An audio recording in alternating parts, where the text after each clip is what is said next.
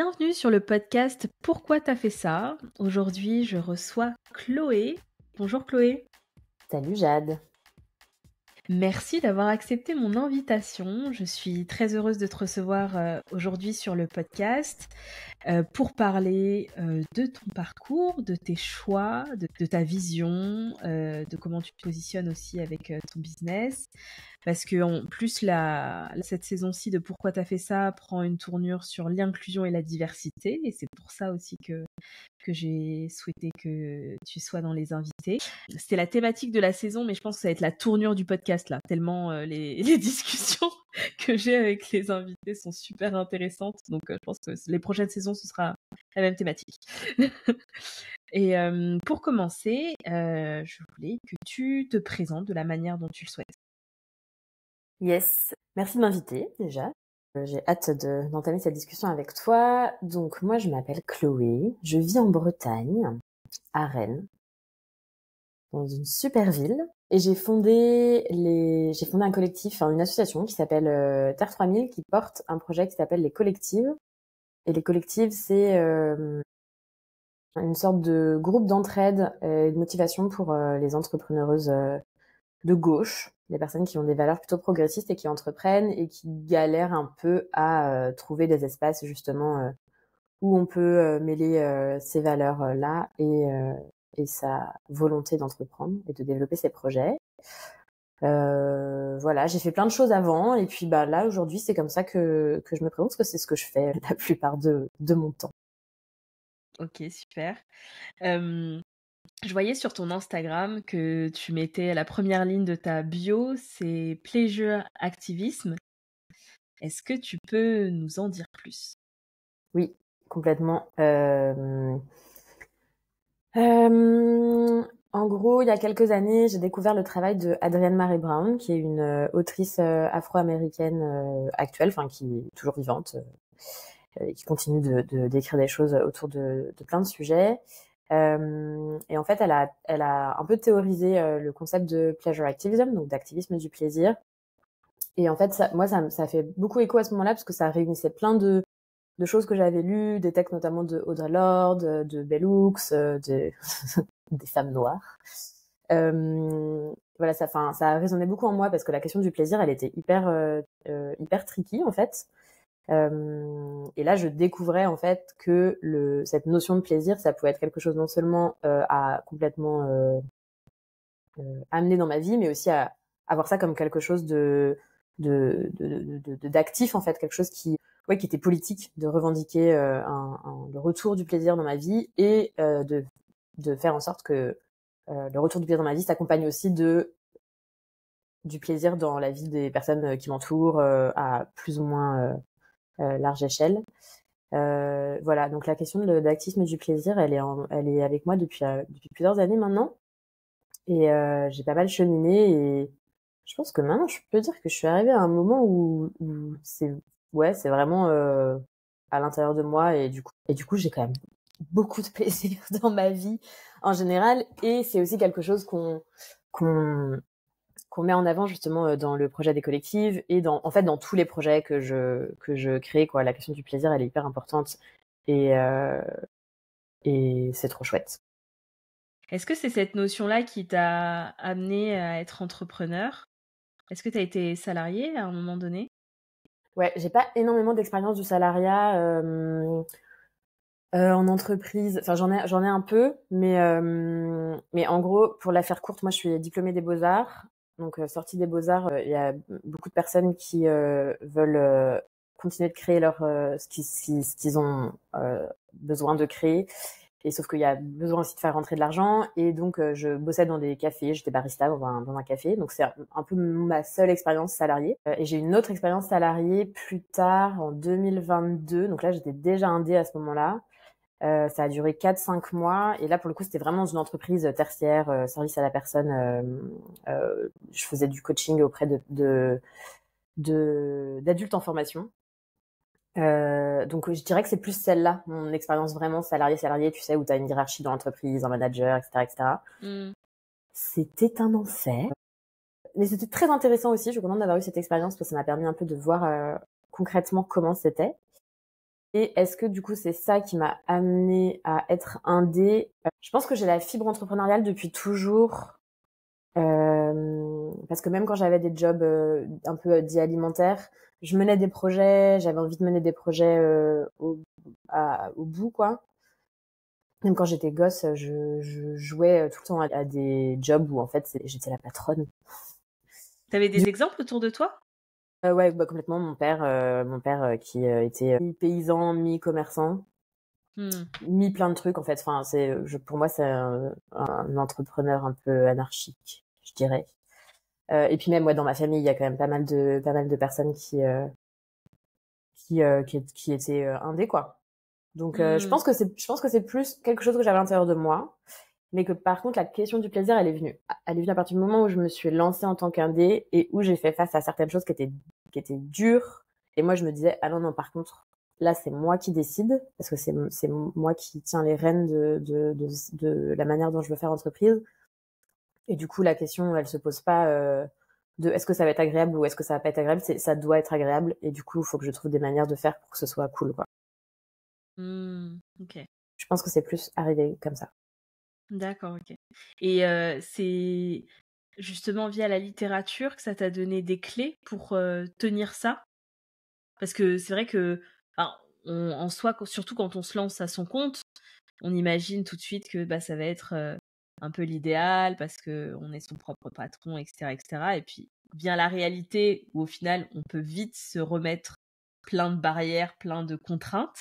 Et je trouve, à titre perso, que c'est difficile de soi-même de venir créer cette notion de plaisir constant. On se dit toujours ah mais là je traverse une période difficile mais c'est pour qu'après ça aille mieux. Je sais pas si tu vois ce que je veux dire. Est-ce que toi les clés que tu as eues dans tes lectures etc autour de cette notion de plaisir, du coup tu as donné des outils pour garder le plaisir tout au long de tes activités? Mm. En vrai, je trouve que c'est une notion qui est hyper difficile à expliquer. C'est large et Mmh. complexe et que ça se passe sur plein enfin, sur un temps, un temps long, quoi. Mais si j'essayais de répondre quand même à ta question, je dirais que en fait, moi, ce qui m'a beaucoup aidé, c'est de me rendre compte que on est, ou en tout cas moi je suis, mais je pense que c'est quelque chose qui est intrinsèque à qui on est en tant qu'être humain.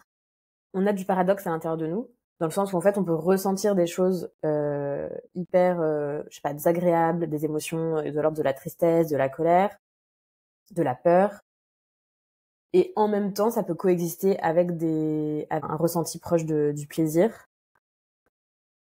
Et en fait, à partir du moment où moi je me suis dit ok, quand je traverse des épisodes pas simples, c'est justement dans ces épisodes-là que j'ai besoin de m'amener des sources de plaisir, pour que je puisse complètement, en tout cas tenter de vraiment ressentir les choses désagréables, tu vois. C'est pas Mmh. nier le désagréable pour n'avoir que l'agréable, c'est vraiment ok, là il y a quelque chose d'inconfortable à vivre, à traverser. Ok, vas-y, à quelle quantité je peux vraiment le ressentir, donc d'aller vraiment le diguer, quoi, d'aller dedans Mmh. et de prendre des pelles pour vraiment aller au centre du mieux qu'on peut et en tout cas dans mes capacités, mais en même temps d'avoir justement aussi du plaisir pendant ces périodes-là, quoi. Et quand je dis du plaisir, c'est des trucs hyper simples euh, je sais pas, écouter à ce moment-là de quoi est-ce que j'ai besoin là, qu'est-ce qui me ferait kiffer, et peut-être que ça peut être genre je sais pas, juste aller marcher dans la nature ou écouter de la musique très forte ou aller voir des amis, aller faire la fête peut-être aussi, tu vois, enfin, mais en tout cas de pas s'enfermer dans un truc c'est inconfortable donc je dois me concentrer sur le fait qu'il faut que ce ne soit plus inconfortable. Tu vois ce que je veux dire? Mmh. Ouais. OK. De vraiment accueillir les deux, quoi, et de laisser de la Mmh. place aux deux. Et puis aussi, je trouve que mine de rien, l'entrepreneuriat, ça vient avec son lot d'inconfort, mais je trouve qu'au fur et à mesure des années, ça devient de moins en moins inconfortable quand même. J'ai souvent cette réflexion avec des amis qui sont indés depuis un moment aussi. On se dit, ah là là, qu'est-ce que je n'aimerais pas être de nouveau dans la première année d'indé, tu vois, parce qu'en fait, c'est vraiment pas simple. C'est vraiment un moment compliqué où tu traverses plein de choses et où tu te remets beaucoup, beaucoup, beaucoup en question. Et puis, en fait, au bout d'un moment, ça part, je trouve. Bon, il y a toujours des doutes et des choses qui reviennent, mais c'est quand même plus simple à la longue, quoi. Ouais. Moi, j'observe, je trouve que ma première année, elle était plus douce que le milieu et que là, je reviens, enfin, ça fait un espèce de cycle. Et en fait, pourquoi c'était moins évident un peu au milieu? Parce que trop influencée, trop entraînée par la vibe de la croissance, etc. Et du coup, entourée et influencée de personnes avec un mindset qui n'était pas sain. Et du coup, qui a fait dévier, etc. Et aussi, je pense que, enfin, en tout cas, comment je l'ai vécu, c'est, en fait, j'arrive à 3-4 ans d'entrepreneuriat. Ah, mais il faut que je passe un step, faut que j'aille, faut qu'il y ait un changement, en fait. Faut pas que je reste comme ça, alors que j'étais très bien, en vrai. Je gagnais bien ma vie et tout. Et je me suis mis plein de contraintes et de trucs qui m'ont fait que bah, je gagnais plus bien ma vie, tellement j'avais bouleversé les choses. Et je pense qu'il y a aussi l'entourage que tu te crées qui vient du coup t'amener d'un côté ou de l'autre, et faut bien le choisir. Et c'est vrai que ton projet Les Collectives, je trouve que, et quelque sorte, il répond aussi à ça, le pouvoir de l'entourage sur notre aventure entrepreneuriale. Ouais, complètement. Bah, c'est pour ça que je l'ai créé, hein. Ça vient d'un besoin que moi j'avais aussi à la base, tu vois, quand je me suis lancée en indé. Pour moi, mon activité allait fonctionner. Je savais que ça allait fonctionner. Enfin, c'était en mode genre, ça va fonctionner. Mais du coup, j'avais conscience aussi que j'avais besoin d'apprendre en fait à faire les choses, quoi. Mm. Et du coup, je pense comme plein d'indés, enfin plein d'indés, en tout cas j'ai l'impression qu'on est quand même plusieurs quand on se lance. Il y a des clés qu'on n'a pas et donc du coup on se tourne vers des espaces ou vers des, je sais pas, des programmes, des formations, des personnes qui peuvent nous aider. Et vraiment, moi en France, je ne trouvais pas d'espace qui ne soit pas libéral en fait dans la démarche. Et tu vois, c'est un peu ce que tu disais tout de suite. Très vite, entrepreneuriat, ça doit rimer avec tu dois viser des chiffres d'affaires hyper hauts, tu dois faire plus, plus, plus. Et moi, j'étais en mode genre, non, mais moi, les gars, en fait, genre 2000 euros net sur mon compte en banque, ça me va très bien. Allez, peut-être un petit peu plus, mais tu vois, j'étais là, mais et non, enfin, moi, c'est pas du tout ça que je veux. Et puis en plus, la manière dont c'est proposé, les techniques, on va dire, qu'on t'apprend, pour moi, ça allait vraiment pas du tout avec la vision que j'avais de la vie, quoi, du monde. Mm. Et du coup, j'étais un peu en mode, mais attends, il y a des gens de gauche qui ont dû réfléchir à cette question. Toutes les personnes indées ne sont pas avec des valeurs plutôt de droite, tu vois. Et j'ai trouvé du coup des gens qui réfléchissaient à cette question, notamment au Canada et aux États-Unis. Je suis sûre qu'à l'époque, si j'avais poussé un peu plus dans d'autres pays, j'aurais trouvé aussi, tu vois. Mais en tout cas, des gens qui réfléchissent à cette question et qui quelque part m'ont montré que en fait, oui, si. Non seulement il y a des gens qui réfléchissent à cette question, mais en plus, c'est possible en fait d'avoir une activité qui fonctionne. Tout en ayant des valeurs plutôt progressistes. Et effectivement, on a besoin de se réunir, quoi, de se regrouper pour pas qu'on se sente seul et pour pas qu'on se dise bah je suis nulle en fait, je sais pas faire quoi. Et du coup, c'est après cette période-là où j'ai un peu découvert l'entrepreneuriat progressiste, on va dire, que j'ai créé les collectives. Et en fait, c'était très drôle parce que ça a pris très vite parce qu'en fait, on est plein à être indé de gauche et à se dire ah, mais comment on fait pour pas se sentir seul et pour pas se sentir un peu ignorant et ignorante, j'imagine quoi.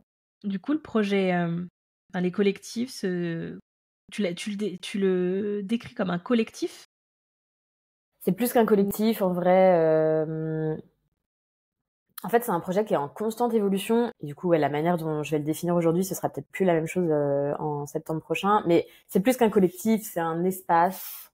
C'est un espace dans lequel il y a du collectif. On se regroupe, il y a plusieurs groupes et chaque groupe se retrouve chaque semaine en visio pour échanger autour de certaines problématiques. Il y a des ateliers, euh, il y a des échanges sur un Discord, il y a plein de ressources partagées. Il y a la possibilité d'avoir du coaching individuel. De la mise en binôme. Enfin, c'est un espace de co-développement en gros. Ok. J'aurais pu dire ça en fait plutôt Hmm. qu'un collectif. D'accord, ok. Enfin, comme je te disais, il évolue tout le temps. Et là, du coup, la saison mars-juin se termine. Et du coup, on est en train de déjà préparer la saison qui va commencer en septembre. Hmm. Et on est aussi en train de quelque part préparer 2026. Tu vois, déjà qu'il y aura il y aura un peu des changements, des évolutions d'ici là, quoi. D'accord. C'est un projet que tu as un peu construit avec les premiers membres. Tu fais évoluer en fait avec les membres, avec ce que vous faites à l'intérieur, etc. C'est pour ça que ça évolue comme ça. Ouais. Moi, j'ai vraiment l'impression d'être au service des personnes dans les collectives et d'être un peu une sorte d'enquêtrice de ok, de quoi est-ce que vous avez besoin, de quoi est-ce que vous avez besoin maintenant et qu'est-ce que du coup je peux créer qu'est-ce que je peux créer avec d'autres personnes pour vous amener ça. Ce qui est intéressant dans les collectifs, c'est qu'il y a des personnes qui rejoignent les collectives en début de saison, donc du coup qui n'ont jamais participé aux collectives, qui du coup vont aborder des problématiques qui sont en général, ça revient, tu vois, à chaque saison quand on débute. Mais il y a aussi des personnes qui sont dans les collectifs depuis 4, 5 saisons. Hmm. Et du coup, pour ces personnes-là, c'est aussi hyper intéressant de voir comment les besoins ils évoluent. Il y a certaines problématiques qui reviennent, mais c'est pas avec les mêmes questionnements. Tu vois, il y a des choses qui s'apaisent, des questionnements sur certaines thématiques qui reviennent ou qui n'est pas qui s'approfondissent, on va dire. Enfin, il y a un truc, on va un peu plus loin et tout. Et, euh, et du coup, tu vois, là, par exemple, pour septembre, j'envisage de peut-être avoir euh, vraiment des choses un peu plus débutantes et des choses pour les personnes qui sont là depuis un moment, peut-être les réunir. Enfin, j'ai l'impression que c'est un espace avec plein de cartes, plein de choses à faire et que à chaque fois, tu vois, on réagence pour que ce soit pour que ce soit le mieux et le plus utile et le plus complet aux personnes qui sont dedans, quoi. Comment tu parlerais des différents profils et quel profil dans les collectives est-ce que tu arrives à avoir une certaine diversité sur, par exemple, les activités, etc. Comment ça se combine? Ouais. C'est un peu un des points hyper importants euh, depuis le début dans les collectives. Donc moi, je viens du coaching. Je fais une formation de coach et tout. Et du coup, quand j'ai ouvert les collectives, je voulais à tout prix éviter de se retrouver que entre personnes qui font du coaching ou que des personnes qui sont dans le milieu du bien-être. Et du coup, je sais pas, dans ma communication, j'ai essayé, tu vois, de faire en sorte que ça s'ouvre à un public assez large. Et du coup, c'est trop chouette parce que ça marche. Et les profils, ils sont hyper diversifiés. Il y a autant des personnes qui sont vraiment dans le début de leur activité que des personnes qui ont, je sais pas, je pense que la personne qui a le plus d'années d'ancienneté, ça doit être 10 ans, que je me dis à 10, 12 ans. Peut-être même plus, peut-être qu'à certaines périodes, il y a eu des personnes qui étaient encore plus, enfin, qui avaient encore plus d'expérience en termes d'années d'entrepreneuriat. Mais bref, les profils, je les adore et tout le monde a des profils super. Il y a, je peux te dire quelques types d'activités. Il y a des journalistes, des chefs, des DJ, euh, des graphistes, des céramistes, des autrices, des personnes qui sont chefs de projet en indé. Il y a eu une maraîchère à un moment. Euh, c'est vraiment des activités hyper variées, majoritairement quand même des personnes qui sont dans le service. Il y a eu quelques personnes qui font du produit, genre soit qui avaient une marque. Par exemple, il y a une personne qui avait une marque de puzzle, une personne qui avait une marque de de jeux de cartes pour voilà, créer ses propres enchaînements de mouvements, de yoga, etc. Mais je pense qu'en produit, il y a peut-être eu 3-4 personnes, quoi. Sinon, c'est quand même majoritairement du service. Et c'est intéressant parce que les problématiques sont pas tout à fait les mêmes, en vrai, quand t'es dans une des deux voies. Mais voilà, ouais, des profils hyper variés. Et en fait, dans les retours que j'ai des personnes qui participent au collectif, on nous dit que c'est trop chouette, en fait, d'avoir plein de profils différents. Parce que ça nourrit, en fait, le groupe, quoi. C'est un espace en non-mixité choisi ou il y a des hommes et des femmes? Non, c'est personnes sexisées only, donc Ok. des femmes, des personnes queer. Il y a pas d'hommes cis. C'était important pour moi parce que bah en fait ça modifie la manière de gérer les groupes dans le sens où les personnes sexisées ont quand même tendance à moins parler lorsqu'il y a des hommes avec elles, et les hommes peuvent avoir tendance à prendre plus de place. Et du coup là c'est un paramètre qu'on enlève. Il y a plus de paramètres. Mais c'est marrant parce qu'il y a de temps en temps, il y a des mecs qui me demandent, ah, mais du coup, un jour, vous pensez faire ça, en mixité, tu vois? Et, bon, ma réponse pour le moment, c'est genre non, parce que ça marche très bien comme ça, et, et ouais, je pense que c'est important, et je pense que c'est aussi un truc qui fait partie de l'âme des collectifs. Mais, mais voilà. Ok. Tu disais quand tu l'as présenté que du coup c'était pour les entrepreneuses de gauche. De gauche, c'est très large. Enfin, c'est très large dans le sens dans les sens qu'on peut y mettre et surtout ces derniers temps, encore plus, de plus en plus, on va dire. Qu'est-ce que toi tu mets derrière de gauche? Ouais. Plus ça va et plus j'utilise valeurs progressistes plutôt que de gauche. Mais en gros, quand je présente le projet, que ce soit avant les saisons ou en début de saison quand on pose le contexte, je parle de féminisme, je parle de questions décoloniales, je parle de... En fait, je dis des mots, on cite les systèmes, on cite le fait qu'on vit dans un système capitaliste, que ça va avoir un impact direct sur la manière dont on entreprend, et que l'idée c'est d'avoir une vision plus progressiste, quoi. En fait, je trouve que progressiste c'est un mot qui marche bien. Mais en tout cas, j'ai remarqué que le fait de dire c'était quelques mots, enfin ce que je disais tout de suite, féministe, décolonial, anti-validiste, réfléchir aux questions classistes aussi, bah ça met un peu tout le monde dans le même panier et on est en mode oui, ok, effectivement, on parle de la même chose, quoi. Et voilà. Et c'est ce qui fait, qui attire les bonnes personnes quand t'as des personnes qui te demandent de rejoindre les collectives. La manière dont tu le présentes, etc., te permet d'attirer exactement les bonnes personnes, ou t'as quand même, je sais pas quel est ton process pour accepter les personnes au fur et à mesure, mais est-ce que tu as un filtre et tu vérifies certaines choses? Je sais pas. Les personnes qui rejoignent les collectives, quand même pour la majeure partie d'entre elles, c'est des personnes qui soit me suivent sur Instagram, soit lisent ma newsletter, ou alors c'est du bouche à oreille. Souvent quand c'est du bouche à oreille, je me dis ok, valeur sûre, la personne elle est déjà dans les collectives, elle a bien su expliquer, et là je me pose pas 36 000 questions.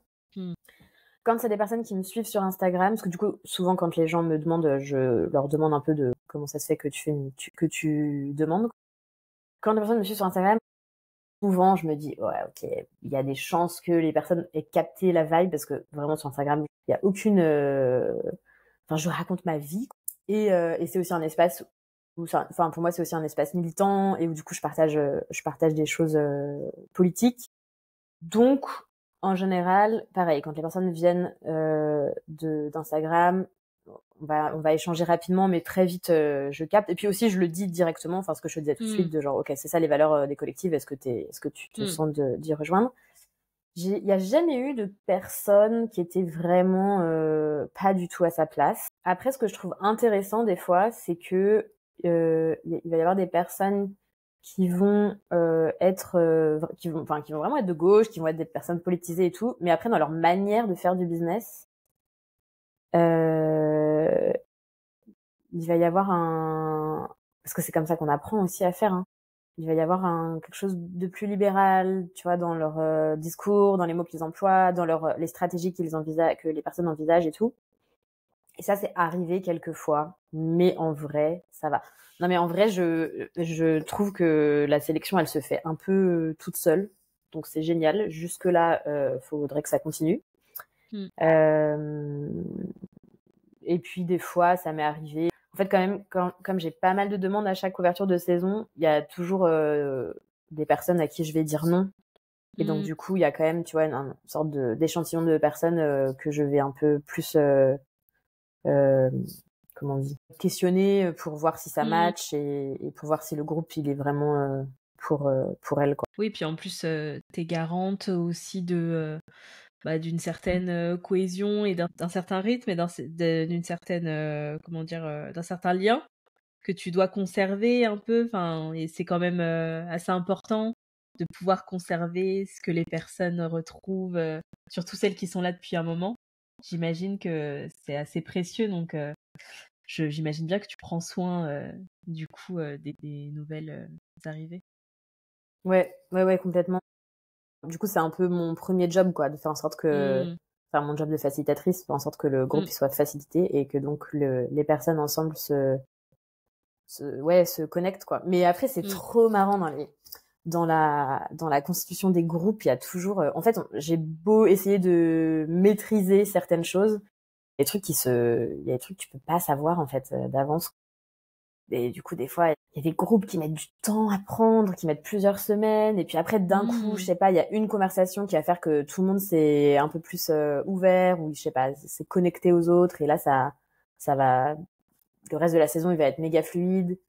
Enfin, c'est trop intéressant. En vrai, les dynamiques de groupe, je trouve ça hyper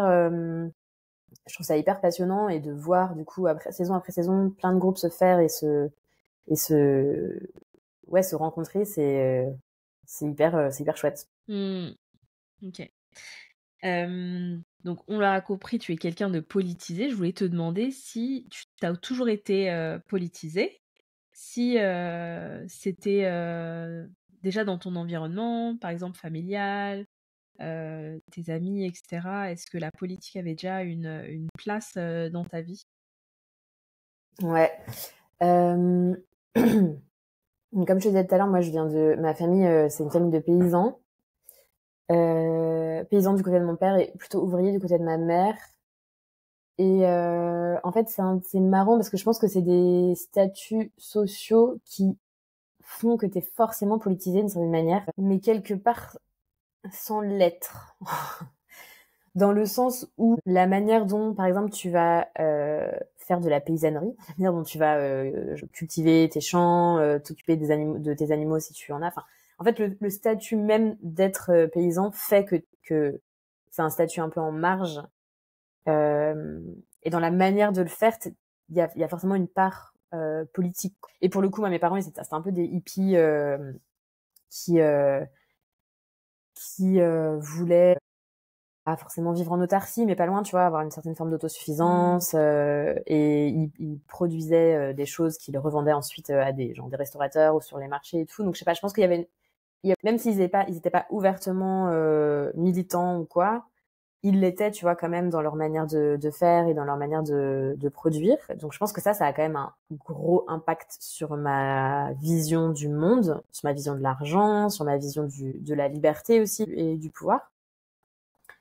Et après, moi, par contre, quand j'étais, je sais pas, genre au lycée ou même un peu après, ça m'intéressait pas trop. Je votais quand il fallait voter, tu vois. Mm. J'ai, ouais, j'étais quand même. Enfin, je le faisais parce que voilà, c'était un truc qui devait se faire, mais j'avais pas une énorme réflexion. Je pense qu'il y a eu un moment, j'étais peut-être plus anti-système, tu vois, de genre ah mais en fait ça sert quelque part, ça sert pas à grand chose. On est des petits pions. Regardez les grands qui ont le pouvoir, ils sont trop grands en fait. Et c'est un peu plus tard, je pense, dans le courant de ma vingtaine, plus quand j'ai commencé à vraiment m'intéresser aux théories féministes, aux théories antiracistes, où là j'ai vraiment commencé à être plus investie. Et quand je dis investi, c'est pas forcément dans l'espace public, c'est aussi genre investi dans mon corps en mode ah ouais, ok, ma présence en soi, elle est politique. Et ouais, et c'est là où du coup j'ai un peu plus affirmé certaines choses et où j'ai commencé à vraiment me sentir politisée, tu vois. Et en lien aussi avec les théories queer en vrai qui me montrent que en fait le simple fait que j'existe, c'est quelque chose de politique, quoi, en tant que personne queer. Ok. Tu nous disais que tu avais plusieurs projets, enfin en tout cas t'as toujours eu un peu plein de projets, etc. depuis que t'es indé. Est-ce que ces projets étaient tous politiques directement ou pas, ou enfin, dis-nous un peu la nature des projets autres que les collectifs. Yes. Alors c'est très marrant parce qu'il y a pas longtemps, je me suis rendu compte. Donc quand j'étais enfant, je voulais faire plein de trucs. J'avais vraiment plein de rêves et je me suis rendu compte il y a pas longtemps que quelque part tous les rêves de travail que j'avais eus, je les avais faits d'une manière ou d'une Trop autre. bien. Et du coup j'étais genre super ça, Chloé. Et il reste un rêve et c'est le plus grand rêve, c'est d'être une pop star. Je ne sais pas jusqu'où ça ira, mais voilà. Mais par exemple, je voulais faire des vêtements, je voulais être créatrice de mode. C'était un de mes rêves. Et c'est un projet que j'ai eu à la sortie de mon école. Et donc j'ai créé une marque de vêtements, j'ai lancé une collection, voilà. Et après, j'ai de, de près et de loin bossé dans des espaces pas loin de la mode, en tout cas de la fashion industry.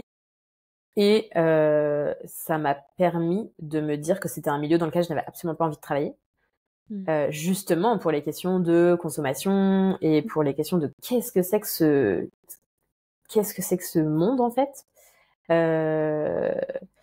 Et donc je pense que justement parce que je me rendais compte que c'était difficile d'être vraiment politisé dans la mode, je veux dire dans sa manière de faire, de produire. C'était pas forcément quelque chose que j'avais envie de faire. Ensuite, pour en revenir à un autre rêve que j'avais quand j'étais enfant, je voulais être docteur. Alors, je n'ai pas été docteur, mais j'ai eu une période où j'étais naturopathe. Et pour moi, quand j'étais petite, j'avais plus la notion de docteur, genre Dr Queen qui a des petites potions et tu vois, qui sait les plantes et tout ça. Donc, c'est quelque chose que j'ai fait. Et pour le coup, je pense que c'était pas affirmé le fait que ce soit quelque chose une démarche politique, ça n'est pas affirmé, mais ça l'était en fait, tout simplement de par la manière juste dans la manière de se soigner autrement, pas forcément en reniant, tu vois, la médecine générale, mais plus en disant, en fait, il y a les moments où vous êtes malade, et puis il y a les moments aussi où vous pouvez prendre soin de vous différemment tout au long des jours, etc. Mais je pense que c'est aussi le moment où j'ai été naturopathe où je me suis rendu compte à quel point, parce que le public que j'avais était quand même principalement féminin, beaucoup de femmes entre 30 et 40 et entre 50 et 70 qui, c'était flagrant, vivaient une vie qui était quand même dépourvue de plaisir personnel, mais par contre, elles se donnaient énormément pour le plaisir des autres, le plaisir de leur famille, le plaisir de leur mec, le plaisir de leur patron, le plaisir de leur entourage. Enfin, c'est vraiment des femmes dévouées pour les autres. Et en fait, dans ce moment-là, quand j'étais naturo et que je faisais face à ce public, je me disais, mais en fait, enfin, c'est cool hein, ce que je fais, mais ces femmes-là, en fait, elles ont besoin d'envoyer tout en l'air et de se barrer. Enfin, de partir en YOLO et de se dire genre, ok, maintenant je ne vais penser qu'à moi. J'exagère en disant ça, mais tu vois, il y avait des limites en tout cas dans moi ce que je faisais et c'est aussi à partir de ça que du coup je me suis dit ok, je vais me former au coaching pour pouvoir accompagner différemment et pour pouvoir quelque part être plus politique dans ma démarche en fait, je pense. Enfin, toujours un peu quoi. Ouais, d'aller un peu plus loin encore et d'embrasser un peu plus un spectre plus large pour guider la personne, quoi. Ouais, ouais. Après, ce qui est marrant, c'est que je pense que je réponds pas au même public maintenant, tu vois. Mmh. Mais oui, en tout cas, c'était en réponse à un besoin de les voir. J'ai encore envie de dire tout foutre en l'air, mais c'est pas ça forcément. Mais c'est juste genre, oh là là, en fait, on est là pour une période donnée, kiffe la vie, hein. Enfin, Mmh. parce Mmh. que sinon, à quoi ça sert? Ça me parle trop ce que tu dis parce que j'ai fait une séance avec Marie. Marie Le Troidec? Oui, Marie Le Troidec. Et à peu après mon burn-out, et cetera. Et en fait, je trouve que, ouais, la naturopathie, en fait, ça permet vraiment de se reconnecter à soi, surtout, quand à un moment on s'est tellement déconnecté que, il y avait des douleurs, je les sentais même plus. En fait, il y avait des trucs, je les sentais même pas, je me rendais pas compte de certains trucs et je trouve que l'approche permet, une certaine prise de recul et va même au-delà, du corps et de ce qu'on mange ou de comment on soigne. Je trouve que ça vient vraiment faire un déclic. Enfin, en tout cas, pour celles et ceux qui écoutent et qui n'ont pas fait de naturopathie, ça vaut le coup d'aller explorer un peu là-bas parce que, enfin, moi, en tout cas, ça m'a fait un déclic, même si elle voyait mon quotidien, c'est pas encore ça, mais mais en tout cas, ça fait un déclic de s'écouter. Rien que ce premier pas-là de s'écouter, en fait. Et j'imagine d'autant plus quand on fait des séances avec Marie, parce que je pense qu'il y a dans la nature, il y a à boire et à manger, mais ouais, je suis Oui. d'accord. Je trouve qu'il y a vraiment cette notion. J'en reviens au travail parce que bon, je sais pas, je sais pas, et je me posais cette question de qu'est-ce qui s'est passé pour ton burn-out et tout, mais j'ai quand même l'impression que en général, quand on burn-out, c'est souvent lié avec le travail ou en tout cas le fait qu'on soit entraîné par plein d'attentes systémiques, quoi. Et en fait, dans la question du travail, ce que je trouve fou, moi, c'est que on attend que on voit en fait, le corps, il est perçu comme un corps machine qui du Mmh. coup bah, répond aux attentes euh, de comment dire. En gros, c'est comme il avait une ou des fonctions et qu'il doit toujours continuellement être autant efficace, avoir la même énergie, Mmh. avoir la même implication, etc. Et ne pas ressentir. Alors qu'en fait, on est des animaux. Nos corps, c'est des animaux. Et du coup, la différence machine et animaux, c'est le fait que les animaux, ils ressentent, ils ont des besoins, et des besoins très spécifiques et importants qui ne s'arrêtent pas juste à boire, manger, dormir. Mmh. Il y a aussi tout ce qui est justement euh, besoin de liberté, besoin de sens, besoin de reconnaissance, etc. Mmh. Et en fait, tous ces besoins-là, ils sont pas considérés dans le système du travail, ou en tout cas peu considérés au service du capitalisme. Et du coup, je trouve que notamment la naturopathie, je suis d'accord avec toi, permet de se reconnecter à cette idée-là de, en fait, je vis dans un espace qui est animal Mmh. et de quoi est-ce que cet espace a réellement besoin, en fait. Qu'est-ce qu'il me dit? Qu'est-ce que je ressens à l'intérieur, etc., etc. Et je pense que c'est le premier pas après vers se faire plus de place et plus de plaisir dans la vie. C'est considérer ce qu'il y a maintenant là et voir comment est-ce qu'on peut justement répondre au maximum à ces besoins-là. Et après, là, quand je dis ça, on dirait que c'est très facile. Ça ne l'est pas. Et en fonction de qui on est dans la société, de notre identité, de notre vécu perso, etc., enfin, c'est plus ou moins facile en fonction de qui on est, quoi. Mmh. Carrément et je pense qu'il y a aussi, l'autre élément, qui me manque cruellement et justement quand on est dans ce genre d'impasse, je trouve que c'est le temps. C'est-à-dire qu'on enchaîne tout le temps, on enchaîne, on enchaîne, on enchaîne et on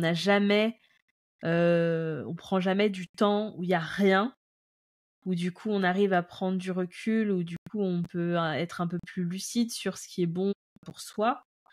Hem Et c'est vrai que je trouve que c'est une lutte permanente parce que c'est pas juste un choix que de prendre ce temps-là.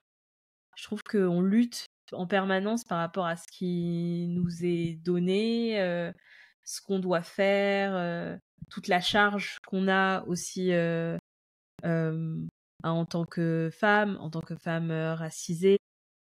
Cette notion de temps, je sais pas comment toi tu l'appréhendes et euh, comment ça intervient aussi peut-être au sein des collectifs si c'est un sujet. Mais je trouve que c'est vraiment pas simple. Mm. Mais et c'est ce qui fait aussi que la société la société capitaliste elle fonctionne en fait. C'est que du coup les travailleuses n'ont pas de temps. Ils n'ont pas de Mm. temps pour elles, ils n'ont pas de temps pour se dire ça ne va pas du tout. Il ne faut pas continuer comme ça. Ça fait partie en tout cas du fait que ce système-là fonctionne. Et pour la question du temps me concernant, moi je suis seule, je n'ai pas d'enfant. Je peux dire aujourd'hui que j'ai suffisamment d'argent en tout cas pour me sentir confortable et avoir justement du temps et maîtriser mon temps dans le sens où c'est moi enfin je suis ma propre boss. Mm. Je gère mon temps comme je veux et d'ailleurs je trouve ça fou de se dire que quand on est salarié, on travaille 35, 39, même il y a des gens qui travaillent, je sais pas, à 70, 80 heures par semaine. Mm. Parce que moi, je me rends compte en étant indé que, en fait, je suis très efficace un certain nombre d'heures dans la journée, mais certainement pas 7 heures ou 8 heures dans la journée. Et que, en fait, en très peu de temps, je peux faire le travail de ma journée et donc après avoir du temps pour faire autre chose que du travail. Et j'ai des souvenirs de quand j'étais salariée où, en fait, quelque part, je faisais pas grand-chose en 7 heures, quoi. Enfin, je faisais Mm. des trucs, tu vois, mais il y avait beaucoup de temps où je faisais pas grand-chose, où tu bidouilles, et, euh, et du coup, ouais, bah, je pense que sur la question du temps, je, je, moi, dans mon statut social, j'en ai, tu vois, et je pense que la question, elle est différente pour d'autres personnes, notamment les personnes qui ont des enfants, en vrai, enfin, ou en tout cas Mm. qui ont des personnes à charge, tu vois, même si ça peut être des enfants, ça peut aussi être tu t'occupes de personnes âgées ou quoi. Je pense que la question, elle est vraiment pas pareille du tout. Mm. Et dans les collectifs, c'est quelque chose sur lequel on se questionne. On se questionne aussi pas mal sur le repos. Il y a beaucoup de personnes dans les collectifs qui ont beaucoup de mal à se reposer et qui en ont besoin. Et ouais, c'est un questionnement qu'on a et Mm. qui revient régulièrement. C'est super précieux ça d'avoir une réflexion dans un dans un espace qui est dédié à l'entrepreneuriat, d'avoir cette question du repos. C'est super précieux parce que on l'a rarement. J'ai fait pas mal de coaching, etc. Pendant mes 7 années d'entrepreneuriat. Et c'était une question qu'on a rarement. C'est non, tu peux le faire, vas-y. Mais en plus, c'est fou parce que genre, ces espaces-là, ils sont dans une logique productiviste. Et si on est dans cette logique Mm. productiviste, se reposer, c'est pour être plus efficace après. Donc, si on allait dans ce sens-là, il devrait intégrer la question du repos vraiment profondément. Et je pense que c'est vu comme une perte de temps, justement, comme une perte de productivité, etc., etc. Et moi, je suis très curieuse de savoir, toi, comment ça se passe, justement, avec le temps, maintenant. Comment c'est pour toi? Alors du coup, tu vois, par exemple, ce que tu décrivais sur genre les 50 heures, 60 heures de boulot, moi, je me le suis mise en indé. Donc déjà, quand je me suis lancée à la naissance de mon premier enfant. Donc je suis devenue maman en même temps qu'indé, donc du coup j'avais déjà un peu tout mélangé et j'avais déjà du coup du temps, enfin pas forcément le même temps que les personnes que je prenais en exemple, tu vois, pour développer ma société. Et, euh, et du coup, en fait, je me suis mis à travailler et à pas être chez moi. Donc, j'ai dû choisir. Et j'ai eu longtemps cette idée qu'il fallait que je choisisse et que je pouvais pas être indépendante et mère de famille et que c'était forcément soit l'un soit l'autre et que c'était des périodes qui allaient s'enchaîner, mais sauf que c'est plein de culpabilisation, donc c'est beaucoup de charge mentale, c'est très, très lourd et je pense que c'est ce qui m'a conduit au burn-out. Toute cette charge, et le fait de pas être aussi et d'être dans le faire, tout le temps et du coup, je savais même pas qui j'étais vraiment, pourquoi je faisais les choses, je me suis un peu perdue là-dedans et aujourd'hui, alors, quand j'en parle parce que j'essaie d'en parler au maximum parce que je pense qu'il faut en parler. Moi, j'en ai pas assez entendu et du coup, j'ai envie que les gens, puissent parler du burn-out quand, on est indé et tout. «Tu as eu le courage d'arrêter?» Je fais: «Non, non, non, j'ai pas eu le courage». C'est mon corps, il m'a dit: «Stop!» Il y avait pas de je sais pas si j'avais pas eu ça, si j'allais peut-être que j'y serais encore, hein, on sait pas. Donc voilà et depuis, ça je vois totalement ce que tu dis en termes de productivité. Je travaille mais bien moins, je gagne bien mieux et j'ai le temps, d'être avec mes enfants et cetera. J'arrive à mieux organiser mon temps et c'est le fait d'être indé qui me permet d'organiser mon temps de cette manière-là. Heu et heu et en fait, maintenant, ouais, je construis donc j'ai tout remis à plat et je construis, vraiment, une activité qui me correspond à 100 et qui permet de faire de la place, au fait que je sois maman. Surtout que là, j'ai un bébé donc je suis d'autant plus maman là et peut-être que quand ils seront ados, ben, ce sera différent et je me laisse aussi cette opportunité de me dire que ça va être, évolutif. Parce que je pense que c'est quelque chose qui, au début, m'a énormément frustrée. Je suis dans le coaching de Thomas Burbidge et on en avait parlé et en fait, c'est un truc qui m'a j'avais toujours plein d'idées, plein d'ambitions et je me disais: «Bah non, je suis maman donc je peux pas», et du coup, j'étais un peu en mode deg, tu vois? Bon, les pauvres, genre, «Ah bah non, je pourrais pas faire ça, je pourrais pas faire ça» et au final, bah, il m'a ouvert le truc de, non, mais en fait, là, maintenant, oui, peut-être que ton rôle de maman, il prend une certaine place, mais après, ça va sûrement changer et peut-être que tu mettras d'autres choses ou peut-être pas. Mais en tout cas, d'avoir en tête que ça bouge, ça m'a fait beaucoup de bien pour justement venir, mettre du temps là où j'en ai besoin, à l'instant T. Trop bien. Trop cool que y ait eu cette évolution et que du coup, maintenant, t'aies plus de temps, quoi. C'est trop bien. Ouais, carrément. Après, toujours, le warning ou peut-être que moi, je me mets une pression en mode, je veux pas retourner dans ce que j'ai connu. Après, je me dis que voilà, vu que je veux pas, je vais pas y aller. Mais c'est vrai que des fois, on est emporté par certains projets et cetera qui peut nous dévier un peu. Mais en tout cas, on essaie de garder la Ouais, et ouais. de pas Tout n'est jamais parfait, quoi. Enfin, il y a des c'est moments ça. où... voilà. Mais je pense que... Enfin, moi, je me dis que, tu vois, quand on vit des trucs dans le corps et qu'on les traverse à travers le corps, ça s'imprègne quand même en nous. Et du coup, après, quand il y a des événements qui font que on peut potentiellement se laisser repartir dans genre un rythme qui est pas pour nous ou quoi, le corps il nous envoie des petits Mmh. signaux là. Et là tu fais ouh, ça faisait bien 1 an et demi que je n'avais pas eu mal au dos. Qu'est-ce qui se passe? Ou d'autres signaux, hein, mais Ouais. Ouais, ouais, carrément, carrément. Hem, Trop cool cet échange autour du temps. Hem, Est-ce que, aujourd'hui, donc tu as les collectives, on voit que ça va évoluer, que tu as déjà des idées pour la suite et cetera et cetera. Tu considères que c'est ton projet principal?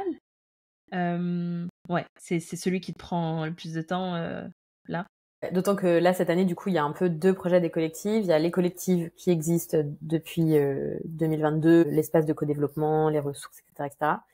Et on a aussi un projet de partenariat européen avec FELA, c'est un espace un peu de co-développement en Allemagne. Mmh. Et du coup là enfin tout mélangé, c'est full time, full time sur ces projets-là. Et d'ailleurs des fois en vrai c'est un peu plus difficile d'avoir du temps pour des choses qui font quand même partie de mon activité, notamment écrire. J'ai une newsletter qui s'appelle La Dose, que j'adore, parce que je trouve que c'est vraiment un endroit où je peux m'amuser, parler de plein de choses, connecter avec des gens et tout. Là, j'ai pas écrit depuis janvier, parce que je n'ai pas le temps, justement. Mais bon, c'est ok. Mais ouais, globalement, les collectives et l'asso, en gros, c'est mon projet principal. Ok, ok, ok. Ouais. Est-ce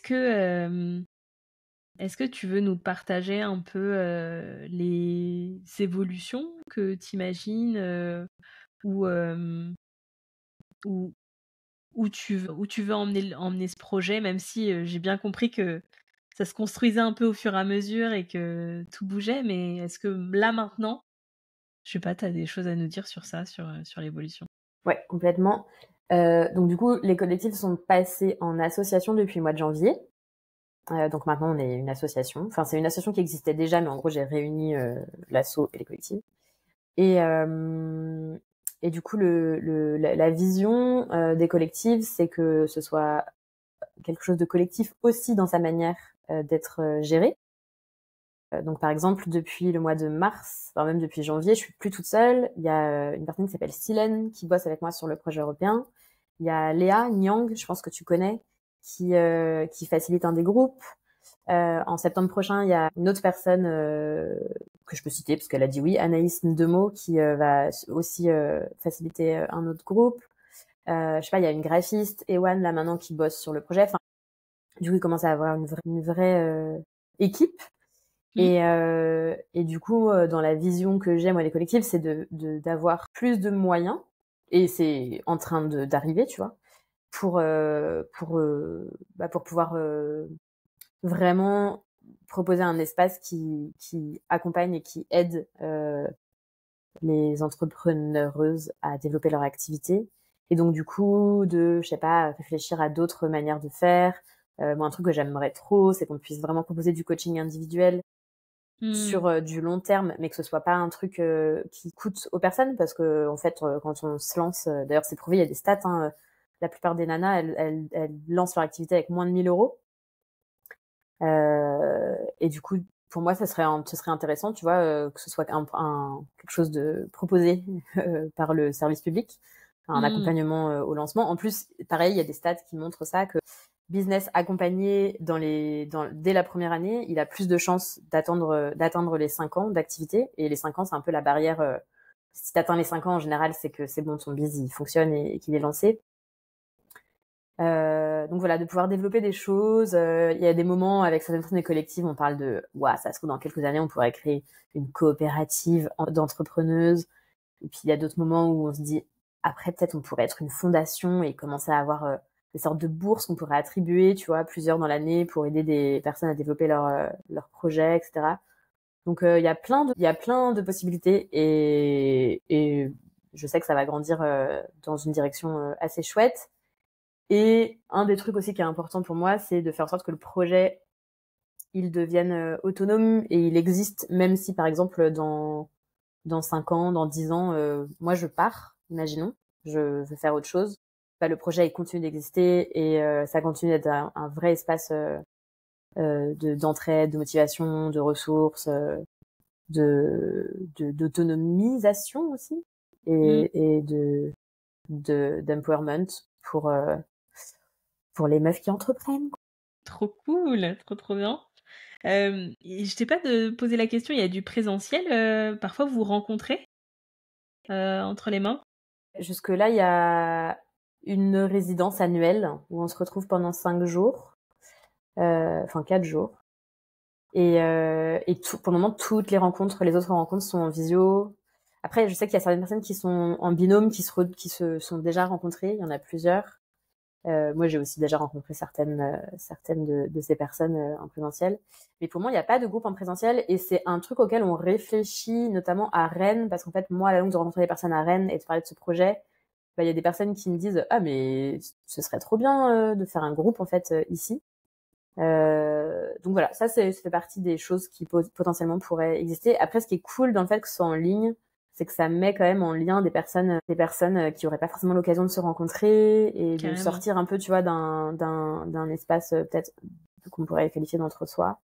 Mmh. Donc à réfléchir. Peut-être que le groupe présentiel, il peut être en présentiel, mais aussi en ligne sur certains points. Enfin, voilà, c'est quand même majoritairement en ligne actuellement, à part la résidence. OK, OK, trop cool. On arrive à la fin de l'interview. Est-ce qu'il y a quelque chose que tu as envie de dire, que tu voulais dire, que tu pas pu ou ouais, qui t'a pas été permis par une de mes questions? Est-ce y a un truc que tu veux ajouter?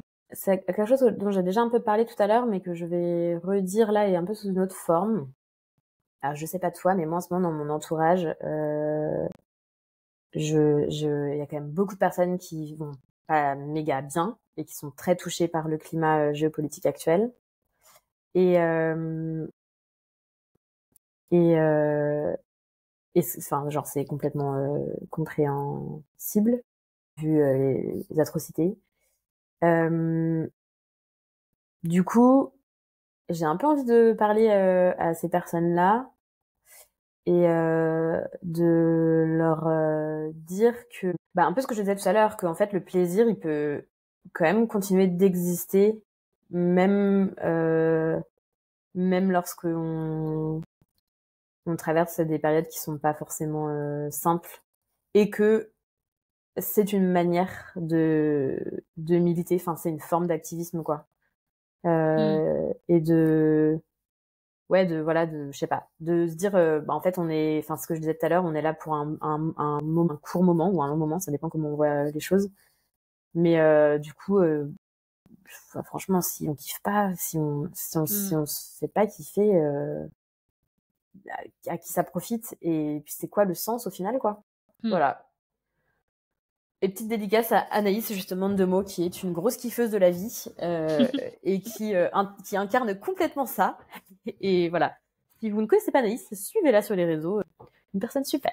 OK, bah, en tout cas merci pour ce petit rappel. Je pense que c'est vrai que c'est important, et je pense que je le vois, tu vois, dans le quotidien, quand le climat est lourd comme ça, se rattacher à des trucs tout simples, je vois, enfin, des fois j'ai des moments de folie avec mes enfants, sur de la musique, sur des trucs comme ça, c'est ce qui ramène tellement de légèreté, qui apaise le cœur, alors que ce sont des petites choses, anodines. Mais, ouais, ouais, je vois tout à fait, ce que tu veux dire comme, quand tu parles de ramener un peu de kiff dans son quotidien et je pense qu'il faut pas l'oublier, c'est clair.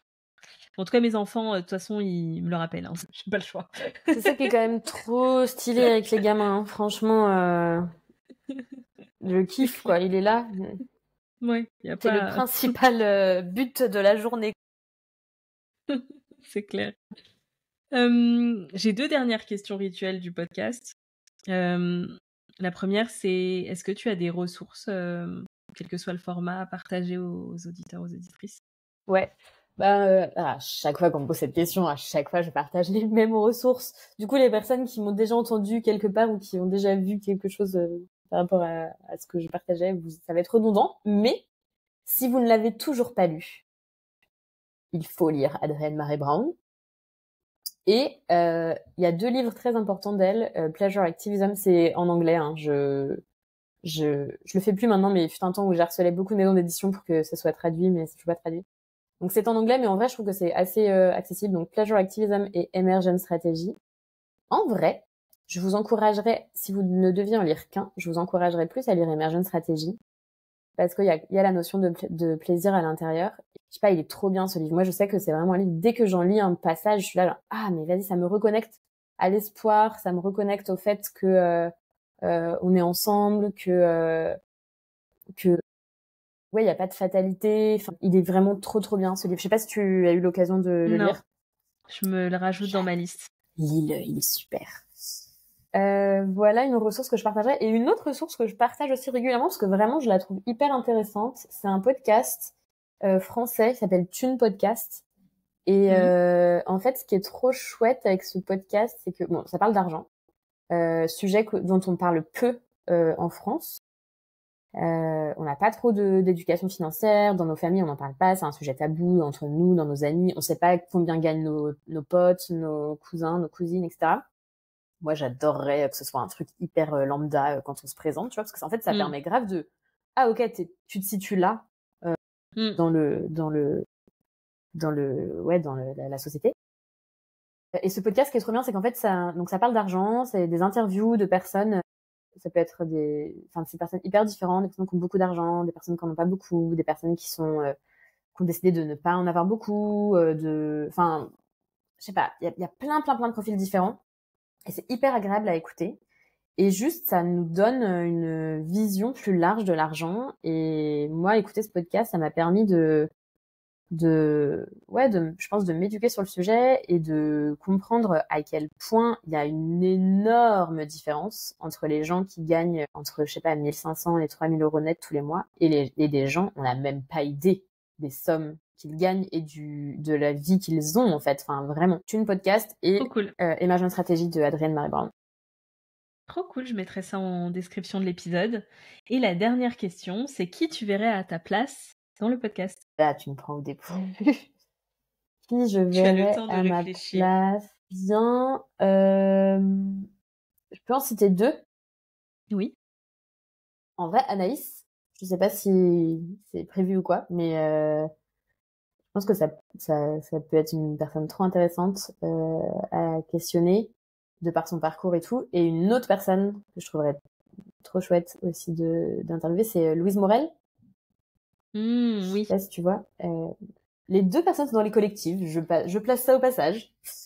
Mais avec Louise, on a des échanges assez cool sur la vision des choses, la manière d'entreprendre, la manière de méditer, etc. Et je pense que les 2, ça peut être hyper cool et fun. Trop bien. Bah écoute, j'irai les voir de ta part. Merci beaucoup. Avec plaisir. Donc, on a passé une petite heure ensemble. Merci beaucoup pour tout ce que tu as partagé à moi et aux auditrices, aux auditeurs du podcast. Et puis, j'espère que tu as passé un bon moment.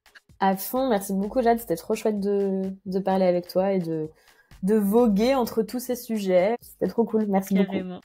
Merci, à bientôt Chloé. À bientôt.